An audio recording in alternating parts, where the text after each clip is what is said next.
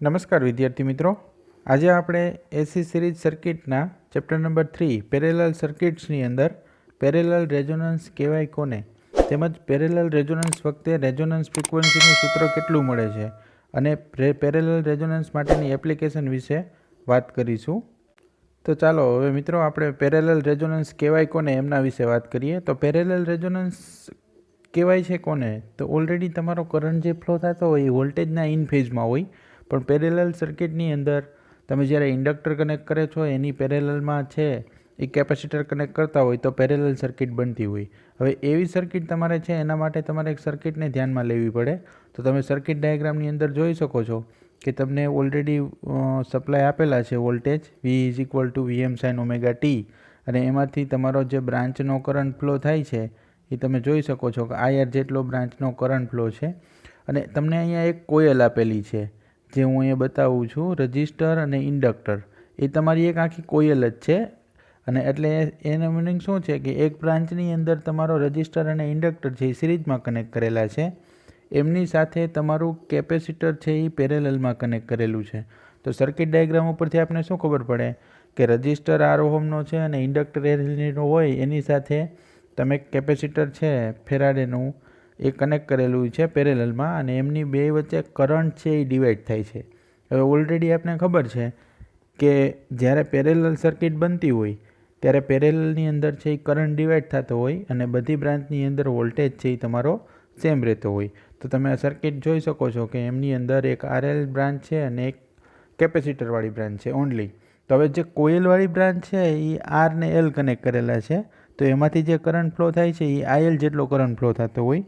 એ voltage કરતાં 5 degree છે કે 5L ડિગ્રી છે એ પાછળની સાઈડ હોય. શું કામે? કારણ કે એમની અંદર ઇન્ડક્ટર કનેક્ટ કરેલો છે એટલા માટે. તો એ ILના બે કોમ્પોનન્ટ બનતા હોય, એક એક્ટિવ કોમ્પોનન્ટ હોય જે વોલ્ટેજના ફેઝમાં હોય, અને બીજો જે કોમ્પોનન્ટ હોય છે એ તમારો IL sin phi કોમ્પોનન્ટ એટલે કે રિએક્ટિવ કોમ્પોનન્ટ હોય છે, અને એ તમારો છે એ કંઈક 90 ડિગ્રીનો એંગલ ક્રિએટ કરતો હોય. જ્યારે બીજી બ્રાન્ચ તમારી છે એમાંથી IC કરંટ ફ્લો થતો હોય અને એ કરંટ છે એ 90 ડિગ્રી લેગિંગ હોય વોલ્ટેજ કરતાં. શું કામે? કારણ કે એમની અંદર કેપેસિટર છે એટલે.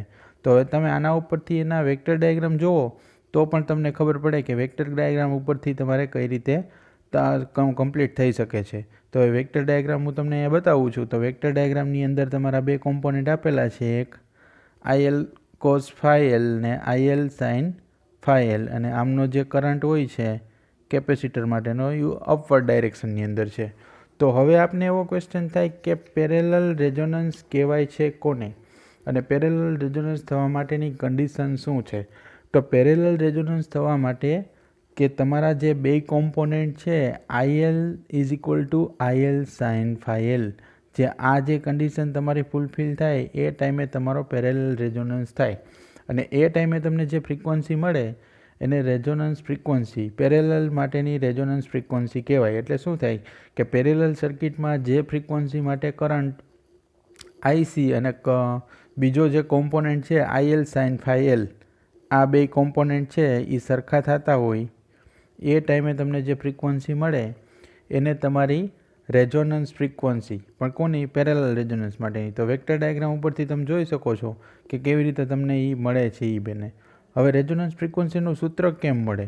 તો સૂત્ર તારવવા માટે આપણે બે કન્ડિશન ખબર છે કે ઇન્ડક્ટિવ રિએક્ટન્સ છે XL = 2πfL અને કેપેસિટિવ રિએક્ટન્સ છે XC = 1/2πfC.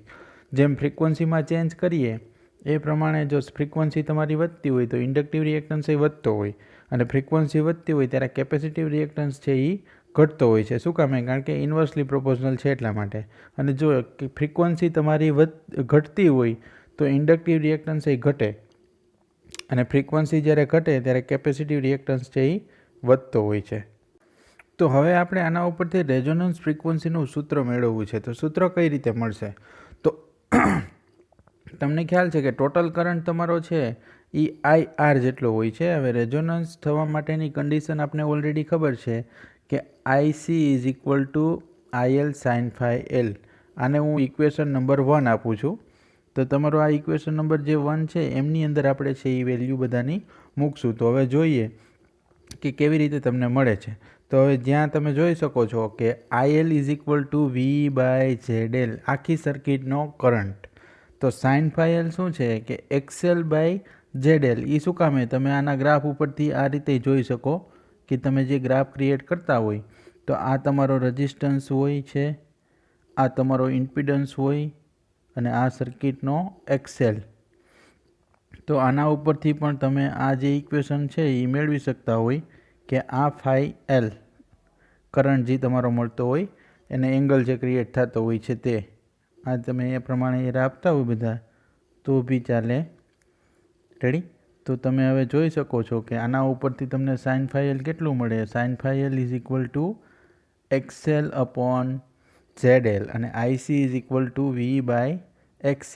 તો તમે એ ડાયરેક્ટ બધી વેલ્યુ છે ઇક્વેશન નંબર 1ની અંદર મૂકો તો V/XC divided is equal to V/ZL multiply by XL/ZL. તો ZL એટલે ZLનો સ્ક્વેર થઈ ગયો. તો આના ઉપરથી તમે XLની જગ્યાએ ઓમેગા એલ અને XCની જગ્યાએ ઓમેગા સી મૂકતા હોય તો ઓમેગા તમારા બે કેન્સલ થઈ જાય અને ZL તો ઝેડની જગ્યાએ શું છે R² પ્લસ XL².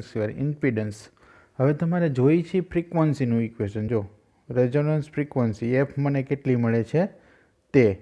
તો હવે એફ મારે જોતી છે ફ્રીક્વન્સી, તો એ ફ્રીક્વન્સી મને કેટલી મળે તો એના માટે XL ઇઝ ઇક્વલ ટુ શું છે 2πFL. તો આમાંથી હું એફ છે એને કરતા બનાવીશ અને જેમ જેમ આ આગળ સોલ્યુશન કરતો જઈશ એ પ્રમાણે મને રેઝોનન્સ ફ્રીક્વન્સીનું સૂત્ર શું મળશે પેરેલલ રેઝોનન્સ માટે. FR is equal to 1/2π √1/LC minus R²/L². આ તમારું રેઝોનન્સ ફ્રીક્વન્સી માટેનું સૂત્ર મળે.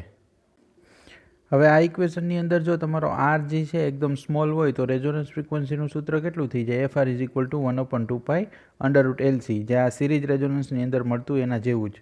હવે તમને એમ થાય કે પેરેલલ રેઝોનન્સ વખતે એની ઇફેક્ટ શું આવે તો પેરેલલ રેઝોનન્સ થાય છે એટલે તમને ખબર છે કે બે કોમ્પોનન્ટ તમારા સેમ થઈ જાય તો કરંટ કેટલો હોય IR is equal two IL cos φ જેટલો કરંટ હોય રેઝોનન્સ વખતેનો કરંટ.